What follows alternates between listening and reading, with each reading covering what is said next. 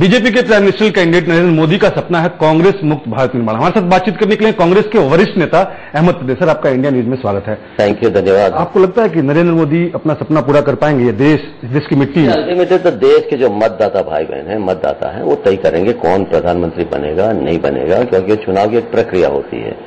तो मैं कहने वाला कौन होता हूं कि कोई बनेगा या नहीं बनेगा, लेकिन कांग्रेस पार्टी हर मुमकिन कोशिश करेगी कि भारतीय जनता पार्टी सरकार में न आए, एनडीए सरकार में न आए और फिर से एक बार कांग्रेस की सरकार बने। और जब मैं कांग्रेस सरकार बनने की बात कर रहा हूं, इसका मतलब ही ये हुआ कि नरेंद्र मोदी प्रधानमंत्री नहीं बन पाएंगे। लेकिन मोदी का दावा है कि गुजरात मॉडल पूरे देश में काम आएगा और दिल्ली की सत्ता पर काबिज हो जाएंगे। जब ये मॉडल की बात है तो मुझे हंसी आती है। सिर्फ मॉडल का मतलब क्या? मॉडल का मतलब ये हुआ कि आपके पास कोई ऐसी चीज है जिसका अनुकरण और लोग करें। तो यहां तो अनुकरण करने जैसी कोई चीज है ही नहीं। भट्ठा पूरा बैठा हुआ है। चाहे वो जनरल ग्रोथ की बात करें, विकास की बात करें, विकास के दर की, कांग्रेस के शासन में ज्यादा हुआ था। एग्रीकल्चर ग्रोथ की बात करें, एजुकेशन की बात करें, मैंने मेरे पहले इंटरव्यू में कहा है सबसे ज्यादा महत्व चीजें क्या होती है? एजुकेशन। अगर एजुकेशन अच्छा मिलता है, बच्चों का भविष्य बनता है, रोजगारी मिलती है। यहां तो जो बेसिक जो चीज है वो ही नहीं है। 13,000 से ज्यादा क्लासरूम आज बंद हो गए या बंद होने की तैयारी में। टीचर्स नहीं है। Primary, secondary, higher secondary, more than 40,000 teachers के जिसका शॉर्टफॉल है। उनकी अपनी कॉन्स्टिट्यूएंसी में जो कॉलेजेस में 34% शॉर्टफॉल है। हमारी जो यूनिवर्सिटीज है, आज रजिस्ट्रार नहीं है 7 यूनिवर्सिटी में। एक यूनिवर्सिटी ऐसी है जहां वाइस चांसलर नहीं है। शिक्षा का व्यापारीकरण हो रहा है। आज लोगों के पास फीस देने के लिए पैसे नहीं है। आप जरा चले जाए, यहां तक आए तो ट्राइबल एरिया में जाके देख लेना, डेडिया, पाड़ा, सागबारा, सेलम्बा, जगरिया स्कूल में जरा जाके देखिए कि वहां क्या हालत। उनकी कौन से कुछ तो ऐसी जगह है कि जहां पे इकोनॉमिक्स जो है उनके प्रोफेसर के लिए, भाई जो इकोनॉमिक्स जानता हो वही तो पढ़ाना चाहिए ना। तो हिंदी, गुजराती और जो फिजिक्स के जो लोग क्लासेस लेते हैं वो इकोनॉमिक्स पढ़ा रहे हैं। तो बच्चों के भविष्य के साथ खिलवाड़ हो रहा है। फिर ऐसा कैसे हो जाता है? 28वां नंबर प्राइमरी एजुकेशन में, सेकेंडरी में 14वां। तो गुजरात की स्थिति आप जो प्रश्न पूछने जा रहे हैं, फिर भी जीत के क्यों आते हैं? हर बार उनकी सीटें कम हुई है, हर बार परसेंटेज ऑफ वोट कम हुए हैं। केशुभाई पटेल के टाइम 127 सीटें थी, माधव सिंह जी के टाइम 149 थी। अब तक वहां पहुंचने, पिछली बार दावा कर रहे थे 150 सीटें लाएंगे, अब की बार भी दावा करेंगे 26 लाएंगे। आप देख लेना कि कितनी सीटें आती हैं। ठीक है, कभी कभी एक माहौल ऐसा बन जाता है, कभी कभी लोगों को गुमराह किया जाता है, लेकिन गुजरात की जनता अब अच्छी तरह से जान चुकी है और मेरे ख्याल से अब के बाद नतीजे अच्छे आएंगे। क्या कम्युनल पॉलिटिक्स जिसकी बात कर रहे हैं आप, गुजरात पे हावी हो गया है? जिसके बारे में मैं ये तो नहीं कहूंगा कि गुजरात पे हावी हो गया या गुजरात के लोग तो उनकी ये है, लेकिन जो चीजें कुछ अदर देन कम्युनलिज्म, कुछ चीजें ऐसी होती है कि जो लोगों को गुमराह करते हैं, उनकी जो भावनाएं हैं, जो सेंटीमेंट्स हैं, उनको एक्सप्लोर करने की कोशिश हो रही है और उसमें कुछ कभी लोग बह जाते हैं उसमें। क्योंकि पिछली बार हमने देखा था वो कांग्रेस अध्यक्ष का मजाक उड़ा रहे थे, कह रहे थे सोनिया गांधी तो ये कह देंगे कि अहमदाबाद अहमद भाई पटेल ने बसाया है। देखिए, ये क्या कहते हैं क्या नहीं कहते हैं उनमें मैं जाना नहीं चाहता।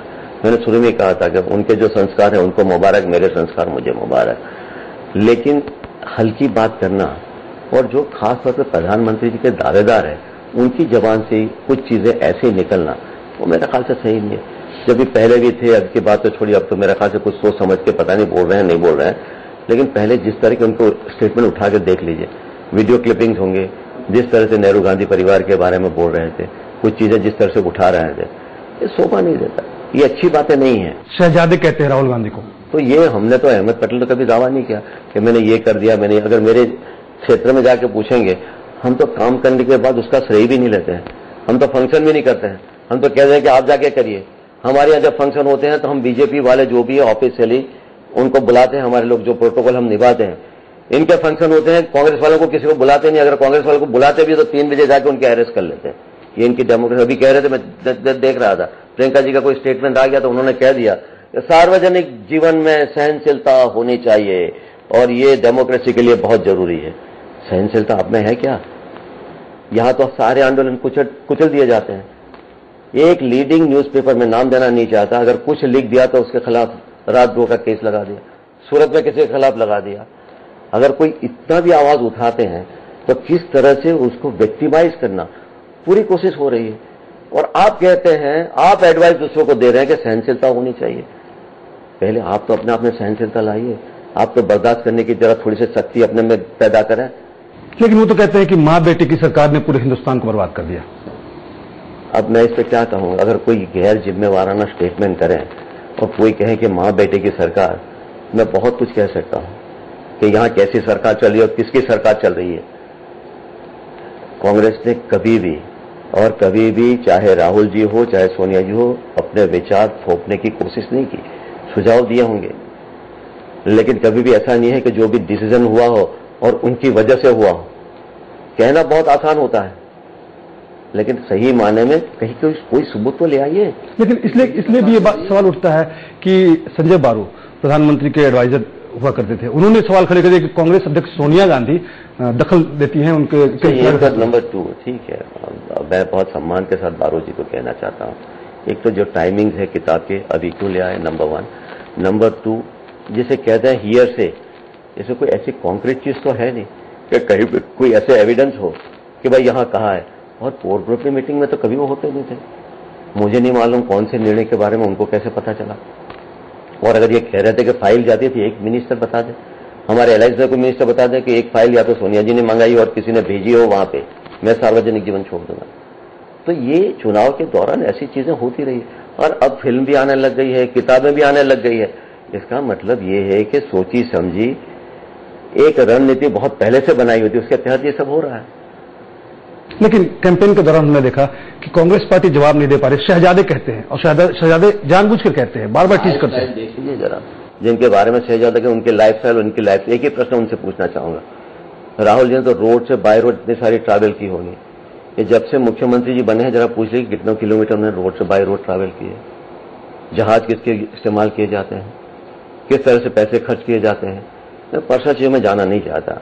ये इनको जो कहना है उनको मुबारक, वो कहते रहे, लेकिन जनता अच्छी तरह से जानती है। वो भी तो देखते हैं किसकी क्या लाइफस्टाइल है। ठीक है, गरीबी में पैदा होना एक अलग बात है, लेकिन गरीबी में पैदा होने के बाद गरीबों की चिंता करना दूसरी चीज है। ये तो गरीबों को ही भूल गए। गरीबी में पैदा हुए, लेकिन उसके बाद गरीबों को ही भूल गए। उनका तो ये जो ख्याल रखते हैं, चिंता करते हो, तो सिर्फ चंद लोगों की जो भी है पैसे वाले लोग हैं उनकी चिंता करते हैं। लेकिन मोदी का दावा है कि चूंकि वो चाय बेचने वाले हैं, इसलिए कांग्रेस पार्टी उनके खिलाफ इस तरह से प्रचार करे। ठीक है, होंगे, उसको कुछ कहना नहीं है लोग। लेकिन मैंने बीच में भी कहा था, जो लोग कह रहे थे कि भाई ठीक है चाय बेचें या चाय का कॉन्ट्रैक्ट हो, तो उसमें मैं जाना नहीं चाहता, उसमें पन्ना में नहीं चाहता हूं। लेकिन अगर कोई ये कहते मैं ये कर रहा था उसीलिए मुझे वोट देना चाहिए, और इसको एक प्रचार के तौर पर इस्तेमाल किए, लेट पीपल डिसाइड ना। उसके बारे में आप कैंपेन क्यों कर रहे हैं, आप चाय पे चर्चा क्यों कर रहे हैं? लोगों को तय करने दीजिए ना, लोगों को पता चल गया आप चाय वाले थे, लेट देम डिसाइड। क्या प्रचार में तथ्यों में झूठ का सहारा लेते हैं नरेंद्र मोदी? नहीं, वो तो आप जानते हैं। अरे भाई, बहुत अच्छे प्रचारक रहे हैं यार, और प्रचारक का काम क्या होता है आप अच्छी तरह से जानते हैं। और प्रधानमंत्री के दावेदार है, तो मैं और कुछ नहीं कहूंगा, मैं टिप्पणी भी करना नहीं चाहूंगा, लेकिन अच्छे प्रचारक तो है।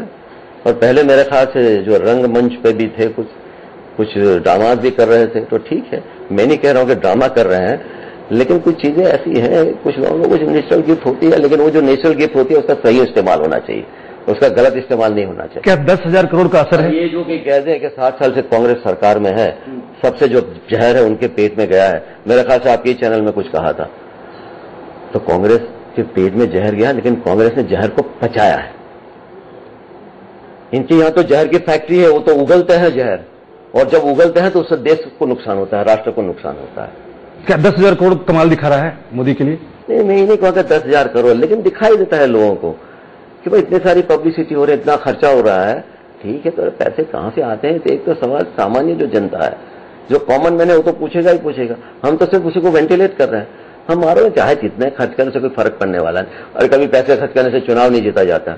आप तो जानते हैं, पहले भी देखा है, पहले लोगों ने पैसे भी खर्च किए और सर्वे भी इतने सारे निकाले, लेकिन उससे फर्क क्या पड़ा अल्टीमेटली? किसी ने नहीं सोचा कि पिछली बार हमारे इंडिया साइनिंग क्या कम प्रचार था क्या? उसके बाद अल्टीमेटली क्या हुआ, कितनी सीटें मिली? और ये अभी पिछली बार भी 2009 में जो सरकार बनाने के लिए सपने सोच रहे थे, देख रहे थे, अल्टीमेटली क्या हुआ, कितनी सीटें आई? क्या इस बार कांग्रेस के खिलाफ मनमोहन सिंह सरकार की नकारात्मक छवि? नहीं, ये से मैं बिल्कुल सहमत नहीं हूं। नकारात्मक छवि है ही नहीं।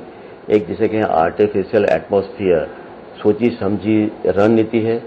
उनका जो डर्टी ट्रिक डिपार्टमेंट बहुत टाइम से लगा हुआ था, तो काफी जिसे कहते हैं उस पर जो महंगाई है कांग्रेस के सर पे ठोकने की कोशिश की। कहाँ कोई और किसी ने किया है भ्रष्टाचार, कांग्रेस के सर पे ठोकने की, मट्ठे पे जो ठिकरा ठोकने की कोशिश की गई, फोड़ने की कोशिश की गई। तो एक पिछले 8 साल तक यूपीए 1 यूपीए 2 अच्छी चल रही थी, और पिछले 2 साल में ग्राफ एकदम नीचे चला गया। ठीक है, अब तो कोई सिद्ध तो हो नहीं पाया। अब ये कह रहे हैं कि कौबान के स्कैम के, अरे भाई आप कह रहे हैं, आने वाले नहीं है सरकार में। जब आए सरकार में आए तो जो भी है आप कम से कम आप तो करना जो खिलाफ हम मौज लेते हैं कि फाइल नहीं गुम हो गई, पूरी लाइफ देश की गुम हो गई है। अब ये डायलॉग मानना, संवाद, मैंने कहा कि जैसे रंगमंच भूमि जो है उस पर काम कर चुके हैं, तो डायलॉग मानना उनके लिए बहुत ज्यादा, संवाद बहुत अच्छी तरह से बोलते हैं, लेकिन संवाद में जो भी है जिसे कहते हैं कंटेंट क्या है, इट इज अ कंटेंटलेस संवाद। किसी एक्टर को भी कह दें तो अच्छे संवाद बोल देगा, ताली तो बच जाएगी, लेकिन कम से कम उसके पीछे क्या है, सच्चाई क्या है, वो भी तो देखना पड़ेगा ना। और लोग, हिंदुस्तान की जनता इस तरह से बहुत समझू जनता है, अच्छी तरह से समझे कि डायलॉग मार रहे हैं, संवाद अगर बोल रहे हैं तो उसके पीछे क्या है, क्या राज है। कहते हैं मनमोहन सिंह सरदार है लेकिन बेसरदार है, मनमोहन सिंह। कोई बात ही ऐसी जो मैं टिप्पणी करना नहीं चाहूंगा, कॉमेंट करना नहीं चाहूंगा। और एक जो प्रधानमंत्री के दावेदार है इस तरह की हल्की बात करें, ठीक है यार, देश की चौकीदारी करेंगे। क्या चौकीदारी यार, यहाँ चौकीदारी की 14 साल से चौकीदारी कर रहे हैं, और नतीजा क्या हो, 1,75,00,000 करोड़ का जो कर्जा है, प्रत्येक व्यक्ति के सर पे 30,000 से ज्यादा का कर्जा है। चौकीदारी आपने ऐसी की कि पूरी तिजोरी खाली कर दी।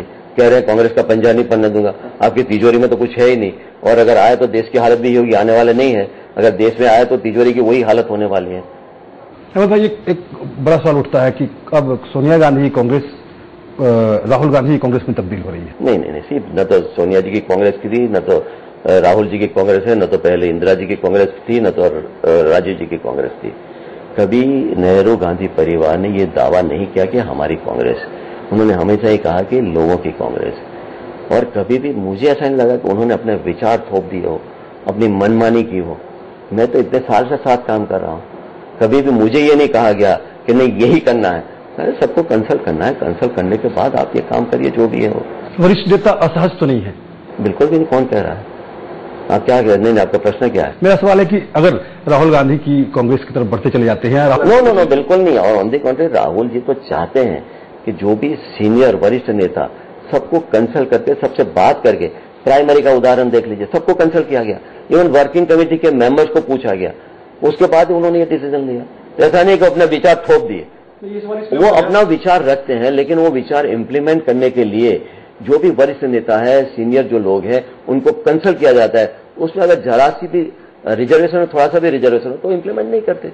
ये सवाल इसलिए उठ गया कि इस बार कई वरिष्ठ नेता चुनाव नहीं लड़ना चाह रहे थे, लेकिन उन्हें बाद में चुनाव लड़ना। ये ऐसा नहीं है, पहले भी ऐसा हुआ है। कभी कभी लोगों की मजबूरी भी होती है, ऐसा नहीं है कि कहीं माहौल खराब इसलिए चुनाव लड़ना नहीं चाहते थे। बाकी बहुत सारे फैक्टर्स काम करते हैं। तो ये मत सोचिए कि वरिष्ठ नेताओं ने अगर कोई थोड़ी सी भी झिझक थी या हिचकिचाहट थी तो इसका मतलब ये नहीं था कि माहौल खराब है और हार जाएंगे, उसके डर से लड़ना नहीं चाहते। कभी कभी इंसान की, बाकी लोगों की मजबूरी भी होती है, हालात ऐसे होते हैं, सरकमस्टेंसेस ऐसे होते हैं। चुनाव बाद क्या कांग्रेस पार्टी थर्ड फ्रंट को समर्थन दे सकती है? हाइपोथेटिकल, मैंने पहले भी कहा, हाइपोथेटिकल क्वेश्चन।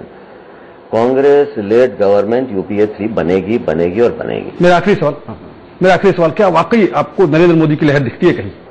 मुझे तो कहीं नहीं दिख रही है, लेकिन एक हवा बनाने की कोशिश की गई है मीडिया के जरिए, बाकी तरीके से। 3D, I don't know what is this 3D और कितना खर्चा होता है उसमें, लेकिन उसके जरिए एक हवा बनाने की कोशिश की गई है।